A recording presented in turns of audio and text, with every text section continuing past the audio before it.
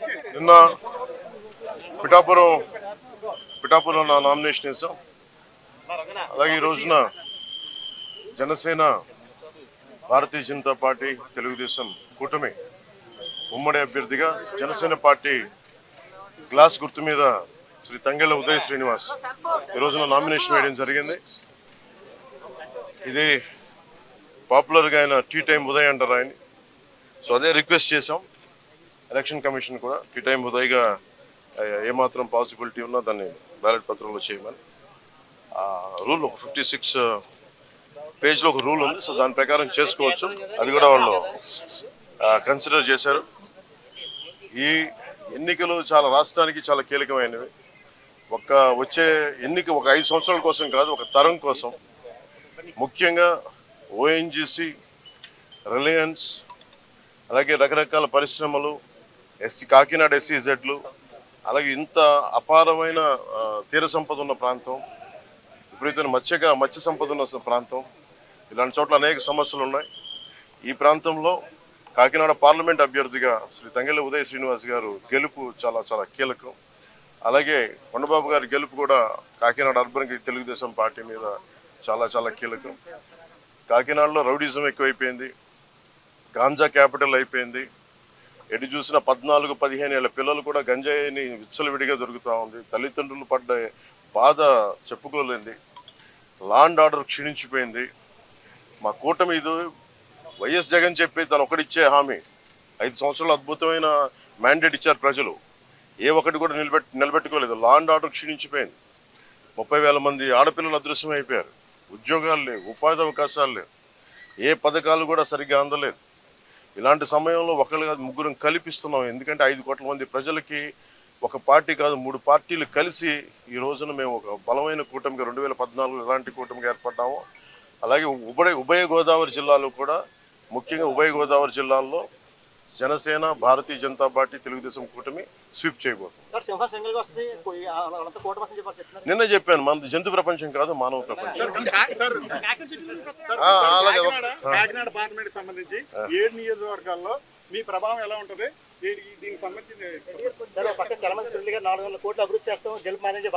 నేను అనేది మీరు 400 కోట్లు కలెక్ట్ చేశారు మీ పార్టీ గారు 4-5 నెలలుగా. ఎందుకంటే చల్మలశెట్టి సునీల్ గారు నాకేమి శత్రువు కూడా, ప్రత్యర్థి కూడా కాదు. ఆయన రోజు ఏదో ఒక మా ఇళ్లలో, మా బ్రదర్స్ హౌస్లో చూస్తూనే ఉంటారు. సరే, ఆ పొలిటిక్స్ వేరు, స్నేహం వేరు, కుటుంబ స్నేహం వేరు. నిజంగా ఆయన ఒక పార్టీ మీద నిలకడగా ఉండే వ్యక్తి అయితే నిజంగా ఒక జాలి పాపరే. ఎన్నిసార్లు ఓడిపోయాడు, ప్రతిసారి అవకాశవాదంగా నిలబడటం, వెళ్ళిపోవటం, మళ్ళీ ఎలక్షన్ ముందు రావటం, ఇవన్నీ సరైన సంకేతాలు పంపవు. ఉదాహరణకి నేను కూడా ఓడిపోగానే నేను పార్టీ మూసేసి మళ్ళీ ఇప్పుడు వస్తే బాగుంటుందా? అది నమ్ముతారా? అది ఒక దశాబ్దం కింద పడ్డాం, నలిగాం, కింద మీద పడ్డాం, బలం ఉండి కూడా తగ్గించుకొని మరి ఈ రోజున ప్రజలు గెలవడానికి కూటమి ఏర్పాటు చేసుకున్నాం. సో చలమలశెట్టి సునీల్ ఆయన వ్యక్తిగతంగా నాకు బాగా తెలుసు, ఆయన పరిచయం బాగా ఉంది, ఉదయ్ గారికి కూడా ఉంది. కానీ కాకినాడ పార్లమెంటుకి అతను సరైన వ్యక్తి కాదు. ముఖ్యంగా సునీల్ గారు చాలా కీలకమైన ప్రశ్నలు కొన్నిటికి సమాధానం చెప్పాలి. కాపు రిజర్వేషన్ని చీకొట్టింది వైసీపీ పార్టీ. అలాంటి పార్టీని రిప్రజెంట్ చేస్తున్నారు. 27 దళిత పథకాలు తీసేశాడు, దానికి సమాధానం చెప్పాలి. దళితులకు సంబంధించి బీసీలకి 34% నుంచి 24% స్థానిక ఎన్నికల్లో తీసేశాడు, దానికి సమాధానం చెప్పాలి. ఇలా 30,000 మంది ఆడపిల్లలు అదృశ్యం అయిపోయారు, అతను దానికి సమాధానం చెప్పాలి. ఏ సమాధానం చెప్పకుండా కూర్చోబెట్టి నేను వచ్చేసాను, నాకు ఓటేయండి, డబ్బులు ఎక్కువ అయిపోయినాయి, 400 కోట్లు ఖర్చు పెడతాం, 200 కోట్లు ఖర్చు పెడతాం, ఓటుకి 10,000 ఇస్తాం, లేదంటే నాయకుల్ని 10 లక్షలు పెట్టి కొనేస్తాం అంటే వెళ్ళే నాయకులు ఎవరైనా సరే వాళ్ళకి 10 మంది ఓటర్లు కూడా లేరు. అలాంటి వాళ్ళు కొనుక్కున్నారు. సో మేము కోరుకునేది ఏంటంటే, తంగెళ్ళ ఉదయ్ శ్రీనివాస్ గారు ఒక చాలా దిగువ మధ్యతరగతి కుటుంబం నుంచి వచ్చిన వ్యక్తి. ముఖ్యంగా ఇంజనీరింగ్ చేసిన తర్వాత తన స్వయం శక్తితోటి టీ టైం అనే కాఫీ డే చూసాం, లేదంటే స్టార్ బక్స్ చూసాం, లేదంటే బరిస్టా కాఫీ చూసాం. ఇలాంటివన్నీ టీ లీఫ్ అని మన విదేశాల్లో ఉండే ఈ బ్రాంచెస్కి వెళ్ళిపోయింది. అలాంటి ఫ్రాంచైజ్ మనకు అందుబాటులో ఉండేది దాని ఒకటి ఎదుగుదల అంటే యోయోలాగా ఒక కాన్సెప్ట్ క్రియేట్ చేస్తే కొన్ని 10,000 మంది బతకాలి, కోట్లాది సంపాదన రావాలి. సంపాదన అంతా ఒక్కడి దగ్గర కేంద్రీకృతమై అది అభివృద్ధి అనుకుంటే ఎట్లా? బట్ టీ టైం ఉదయ్ చేసింది, తంగెళ్ళ ఉదయ్ శ్రీనివాస్ చేసింది ఏంటంటే, ఒక టీ టైం అనే కాన్సెప్ట్ పెట్టి మన టీ పొడి తయారు చేసుకొని ఇక్కడ డార్జిలింగ్కి వెళ్ళి కింద పడి మీద పడి రకరకాల మిక్చర్స్ కలుపుకొని ఏటీ బాగుంటుంది రీసెర్చ్ చేసి ఒక 2-3 సంవత్సరాలు ఒక చిన్న షాపు స్టార్ట్ చేసి అది అందరికీ ఆమోదయోగ్యమైన తర్వాత మేము ఇంకో షాప్ పెట్టుకుంటాం. అలాగలాగా దినదిన ప్రవర్ధమానమై ఈ రోజున వేలాది బ్రాంచ్లు అయిపోయింది భారతదేశం అంతా. తను ఒక్కడే ఎదగడం కాదు, ప్రతి బ్రాంచ్ వల్ల దాదాపు 25,000 మందికి ఈ రోజున ఉపాధి అవకాశాలు లభించింది. అలాగే 8 నుంచి 11,000 మంది ఆడపిల్లలకి వాళ్ళ కాళ్ళ మీద వాళ్ళు నిలబడగలిగే టీ టైమ్ సంపాదన పడలేదు. సో దీన్ని బట్టి మీరు అర్థం చేసుకోండి, రేపు పొద్దున్న ఎక్కడికి వెళ్ళాలనుకున్నా ఉప్పాడ చీరలు కానీ ఇదేదైనా బ్రాండింగ్ చేయగలడు, తనకున్న ఎబిలిటీ బ్రాండింగ్ చేయగలడు. కాకినాడని అద్భుతమైన ఏమేమైతే స్థానికంగా ఉత్పత్తులు ఉన్నాయి వాటన్నిటికీ ఇంటర్నేషనల్ బ్రాండింగ్ పట్టుకురాగలిగే సత్తా తంగెళ్ళ ఉదయిస్తుంది.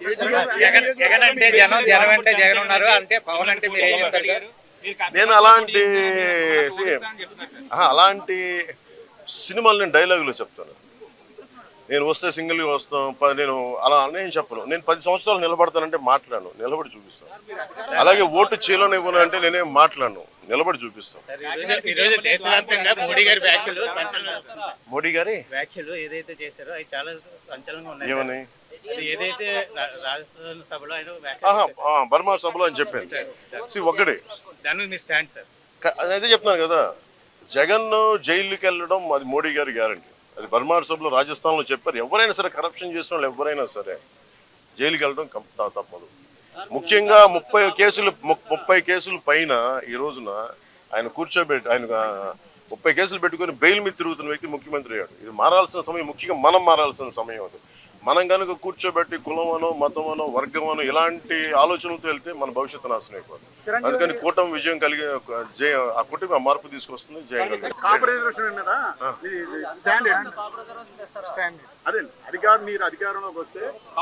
ఇది ఫస్ట్ మీరు చల్మూరు సుట్టి సునీల్ అడగండి. ఫస్ట్ ఈ మాట ఎవరైతే సపోర్ట్ చేస్తారో ఫస్ట్ వాళ్ళ దగ్గరికి వెళ్ళి ఈ ప్రశ్న అడిగి అప్పుడు నన్ను అడగండి చెప్తాను. సీట్లు తగ్గించుకోవడం 21 సీట్లు తగ్గించుకున్నారు. ఆయన 10 స్థానాలకే ఆయన గెలుపు ఆల్రెడీ డిసైడ్ అయిపోయిందని సజ్జలు కామెంట్ చేస్తున్నారు. వచ్చే గెలుపు సజ్జలు చంద్రబాబు చెప్పారు కదండి, బ్రోకర్ మాటలు ఏం పట్టించుకుంటాం. Thank you.